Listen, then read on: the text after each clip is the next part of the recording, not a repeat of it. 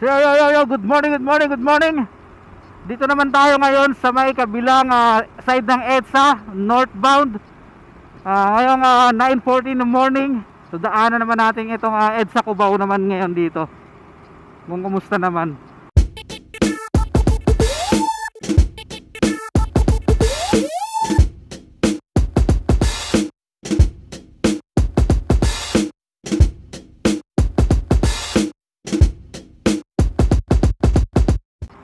Maambon pa naman. So, maluwag na dito, maluwag na ngayon yung kalsada. So malamang ang ano mo na, sobra ka nang natatainom kung dadaan ka pa dyan sa busway. Ganitong maluwag na yung kalsada, di ba? Taing-taing ka na siguro nun. Manalo, matalo, bilog ang bola. Depensa, opensa, bilog ang bola. Ito na tayo sa ano na to, Main Avenue flyover.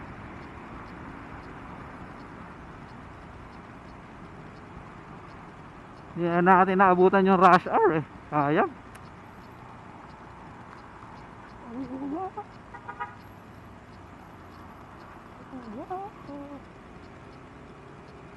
So dito maraming dumadaan dito sa bus lane pag ganitong maluwag at walang barrier. So tingnan natin dito.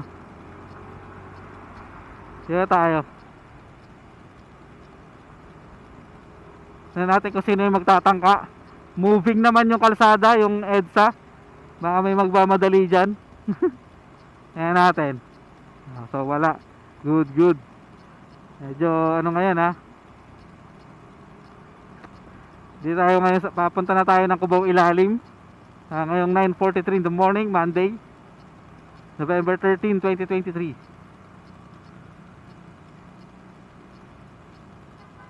Kala ko mayroon pa ring dadaan. Ang luwag-luwag na ng linya dadaan ka pa rin sa bus lane. So good, walang dumaan, wala tayong naispatan na dumaan dun sa busway, dyan sa part na yan. So mamayang uwian dyan, tingnan natin. Saan tayo? Pababa na tayo ng Cubao Ilalim. Di maitatang Pilipinas.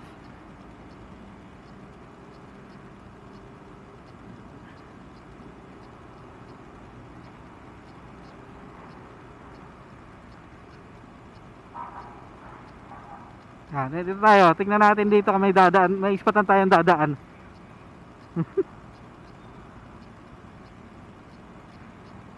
Pila tayo dito, baybayin natin ang kalmado at banayad. Ngayong oras na to ay 9:44 Monday morning sa part na to ng Cubao Ilalim. Ay, Main Avenue pala, Ilalim. Sunod Cubao Ilalim na, Farmers.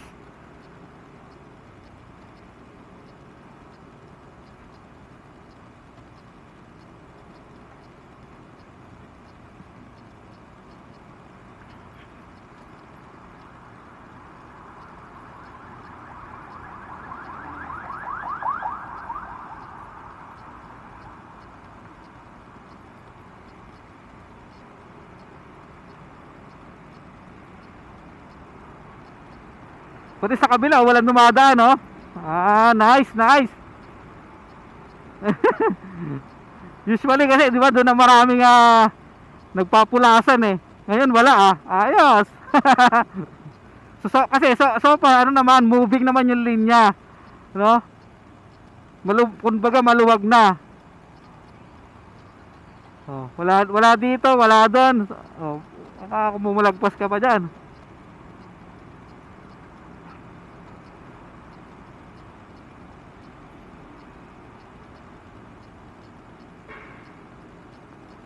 So nandito na tayo sa paangat na ng Cubao Tunnel. 9:45 in the morning, Monday morning. Ayun, meron November 13, 2023. Ayun na, umiwas na.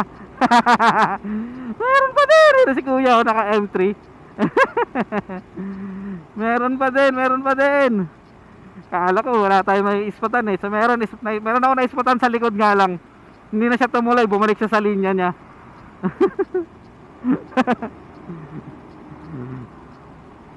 Okay, okay, ayos, ayos. So dito naman tayo sa Kamuning Flyover. Mangi-ispat. So yun, 5,000 yan pag natsambahan ka dyan.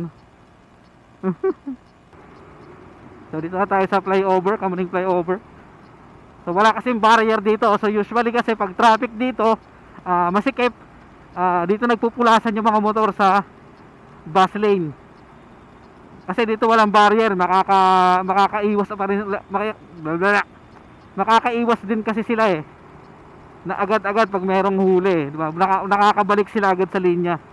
So kaya sa mga ganitong part ng EDSA, kaya madalas yung mga kapwa natin motorista na mainipin dyan dumadaan, ginagamit yan. So far, moving naman, mabilis naman, maluwag. Imposible naman dumaan ka pa dyan. Ay, mali, hindi pala imposible kasi posible pa rin dumadaan dyan. Diba? Ang ano mo na, ang lakas na ng loob mo dumaan na dyan. Dumaan dyan. So far, wala akong nakita dumaan. Kahit sa likod, wala akong nakita.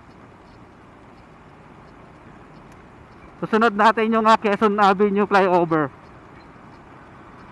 Ngayon ay 9:48 in the morning, Monday morning, November 13, 2023. So tama yan, ganyan ka lang ulan, ganyan lang yung buhos mo. Knock knock to the devil in. Siguro yung karamihan sa mga nakamotor nasa opisina na, nasa trabaho na. Kasi alas 9 pasado na eh. So makikita natin yan pag rush hour, pasukan at upa-uwi. Kasi yun naman talaga yung pinakamatinding traffic talaga eh. Pasukan tsaka uwian eh. Kasi halos sabay-sabay siyempre yung mga tao na lumabas ng bahay. So kaya siguro ngayon kukonti lang. Kung makikita nyo naman, yung mga motor, halos wala akong makita motor sa linya sa EDSA. Usually pag rush hour, nandyan yan sa gitna, kumpul-kumpul. So ngayon ay hupa na. Kaya tayo, bye-bye natin. Baka may pumiglas dyan sa bus lane. Tingnan natin. Knock knock with the devil in.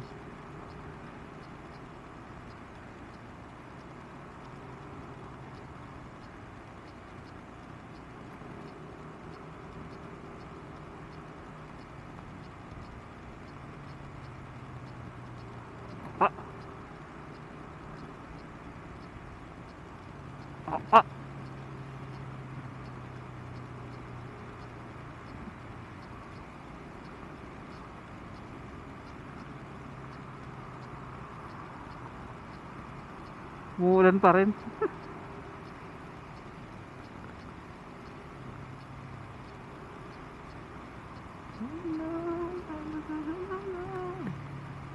Yun na, wala na dito.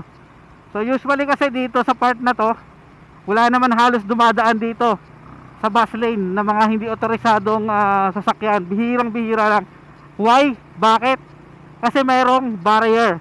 Halos kahabaan nito ng EDSA halos may ganitong barrier na. Kaya bihirang bihira ang dumadaan dyan halos na hindi otorisado. Kaya medyo okay na dyan.